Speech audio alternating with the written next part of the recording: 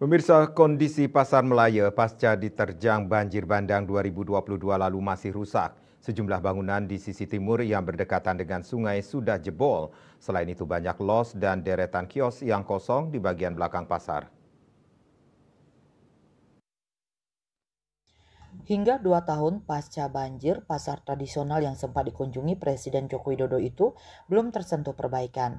Seperti di bangunan bekas los basah ikan dan daging terlihat amblas di bagian lantai dan kini kosong. Selain itu, bangunan toilet umum juga tidak bisa digunakan. Tembok penyangkar pura di dalam pasar roboh belum ada perbaikan.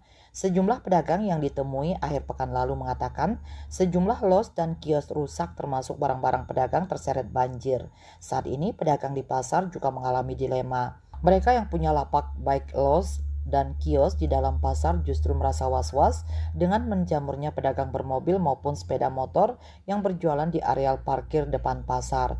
Sri Kartini, salah seorang pedagang, mengaku resah karena kurangnya pemerataan di pasar depan dan belakang. Banyak kios di belakang yang kosong dan di antaranya rusak.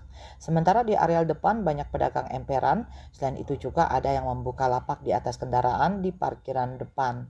Sementara itu, Kepala Dinas Koperasi UKM dan Perdagangan Jembrana Ikomang Agus Adinata kepada wartawan mengatakan perbaikan bangunan rusak di Pasar Melaya sebenarnya telah diusulkan ke Dinas PUPR PKP, termasuk detail usulan juga ada di dinas yang membidangi. Sedangkan terkait keluhan pedagang untuk pemerataan, pihaknya mengaku belum mengetahui ada hal tersebut. Ia berjanji akan mengecek langsung mengenai lapak di luar pasar tersebut. Surya Dharma Bali Pos melaporkan.